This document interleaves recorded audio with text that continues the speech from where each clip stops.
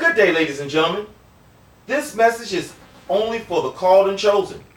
All others, as you will soon see, it doesn't apply to them. Allow me to ask you a question, gentle called and chosen.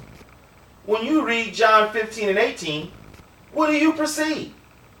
I can tell you my perception, but to get the fullness of my theory, it would be best to explain why we read it. Before I start, I have told you before, I don't think. My job is to be a bearer of warm and fuzzy news. Speaking to you smooth things just ain't my bag. Why? Because everybody wants to hear good things. Heck, I do. But I also want to hear the things that will allow me at least the opportunity for salvation, even if I hate it. I know we have used this verse before, but this time with another perception. The scriptures are truly alive to me. Saying that, John 15 and 18, quote, "If the world hate you, ye know that it hated me before it hated you. If ye were of the world would love his own." Stop! We already talked before about being liked, but we really didn't touch on being hated yet. I'm not talking about being hated among the wolves and men, though. I'm talking about being hated by those who are behind the wolves and men. If the world is owned by demonic forces, they are the love givers of this world. Everyone and everything are just instruments to that end. But let's continue. Quote, "But because ye are not of the world, but I have chosen you out of the world." Stop! This means you didn't pick him. If you are one of the lucky, he picked you. Big difference than white Jesus. But let's finish this up. "Therefore, the world hateth you." Example. Simple logic. Again, if we know the world is under the influence of demonic forces, with the power to influence people and situations, don't you think they hate you too? And everybody knows what happens when a bully hates the pipsqueak, right? This is how you know Christianity is a fluke. How? Because there is no way the bully will allow you to receive help 24/7 in the comfort of your own living room. I'm talking about TVN and sort. Without cutting the cable wire, just like we see in the movies. But if you are still not catching my drift, maybe this will put you on the path. Isaiah 59 and 15, quote, "Yea, truth faileth, and he that departeth from evil maketh himself a prey." What? "Yea, truth faileth, and he that departeth from evil maketh himself a prey." Example. This is why it seems Murphy's Law is in full effect in your lives. Those who control the atmosphere, the situation, hate you. This is why you can't even get a simple oil change without there being a freaking problem, while you see street urchins come and go with impunity. Please remember, Yah is back at his crib cold chilling. That's hip-hop slang for relaxing in an extreme measure, waiting on us to cry unto him. He said this in a number of places.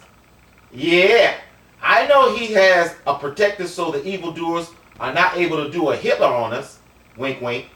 But other than that, Yah is letting them have their way with our wayward asses. Get your minds right, people. Isaiah 54 and 17, quote, "No weapon that is formed against me shall prosper." Stop! It doesn't say no weapon shall be formed, does it? Nope. Thank Yah, he does that thing that he does so well and makes their intended trap turn out for your betterment. Think about it logically and logistically for a second. If we already know the evildoers wanted to sift Peter like wheat and was a lion crouching by the door for him, What on earth do you think they want to do to the called and chosen at crunch time? Let's just say roses and chocolates are not on the menu for you, nor the smooth lifestyle white Jesus has promised those who have picked him to come into their hearts. Can you say possession? If I'm not mistaken, Dracula had to be asked in too. But anyway, yeah, I know about where it says he will make those that hate you be at peace with you. But they still hate your butt. Don't get it twisted. And everybody knows if you slip out of their clutches and traps at this time, it only emboldens them to try even harder the next time. We live in a sick, sad world, people. Now just imagine the rage the spiritual heathens, who are in charge of the earthly heathens, have for you when Yah turns the table on them. This is the reason why you eclipse the law of compound probability and freak accidents, when you had no skin in the game whatsoever. Having this small amount of understanding in a non-understanding world, if you can plan things and they go as planned, the world don't hate you. If life's grand and you YOLO, the world don't hate you. Oh, I'm sorry, Mr. Charlie. That's hip-hop talk for you only live once. If your life mirrors the stereotypical 2.5 children and the white picket fence, the world don't hate you. If you, as a young man, hasn't heard, shut up, punk, don't question authority in one fashion or another, the world don't hate you. If you have an investment banker who told you it was the best time for you to roll your 401k into an IRA, the world don't hate you. If you got a record deal, etc., the world don't hate you. If you need a lawyer to protect your brand, the world don't hate you. If you hold public office, civil office, or anything that's associated with it, the world don't hate you. If you can stand on the bully, that's hip-hop talk for Boulevard, and spew much deserved now, yet erroneous, venomous hate willy-nilly wanton, the world don't hate you. If you got friends with names like Biff, Chad, Thurston, Richard, anything Eastern European, or Chip, the world don't hate you. I know Saul told you, well, let's check it out, because I don't want to misquote our beloved brother. You see how easy that was for me to say? And y'all all know I don't like him? Well, same thing with Peter. But that's for another video. But as far as this video is concerned, here is another one of those versus Captain Yazura from the planet Amananus. Wait a minute.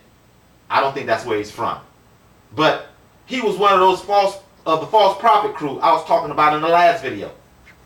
I noticed he started the video at the tail end of what we are about to read. I can just imagine what he was using this passage for. Romans 13, 1 through 6. Quote, "Let every soul be subject unto the higher powers." Stop! Is Paul talking about the high holy ones the Romans were praying to, like on Mars Hill? Or is he talking about Mr. Obama? Either way, this is a false doctrine. But let's not tarry on such small things like Saul being a demon manifested in the flesh. Let's continue. Quote, "For there is no power but of God. The powers that be are ordained of God." Stop! I'm perplexed. And if you can see, I'm scratching my head. No, the evildoers are not doing the will of Yah. They are in opposition of Yah. He gave us over to things that were not good. He gave us to the spirit of Babylon. But she has gone too far with us. These demons are doing their own thing.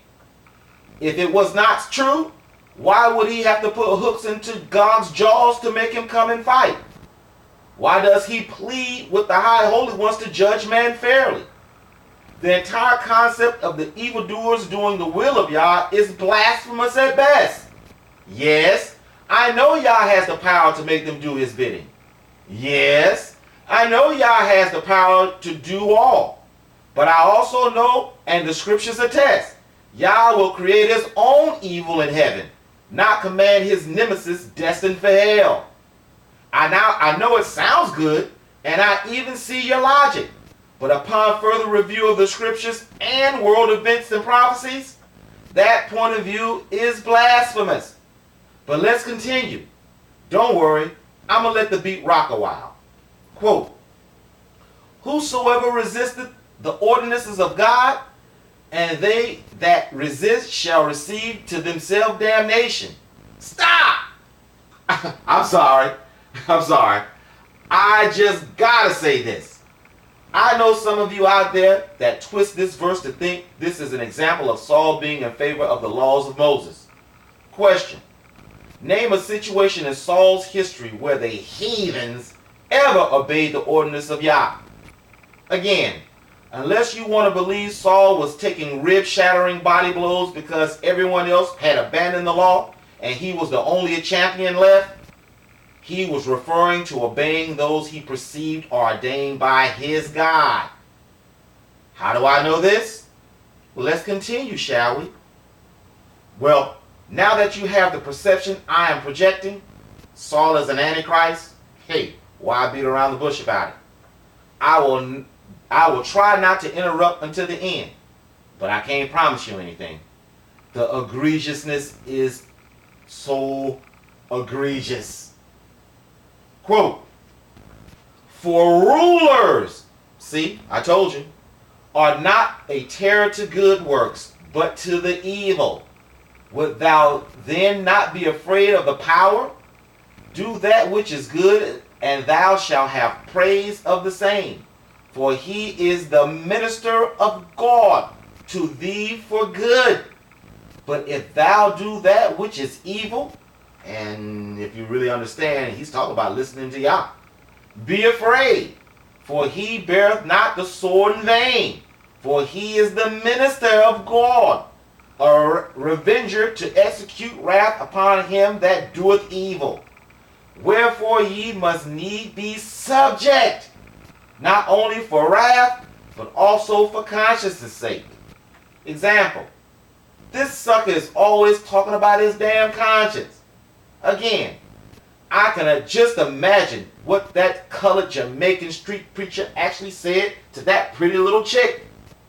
I know, this didn't have anything to do with the overall video, but I didn't want Buddy to think that I had forgotten about it. Hope you don't mind. As always, thank you for listening to this video, and look for the next.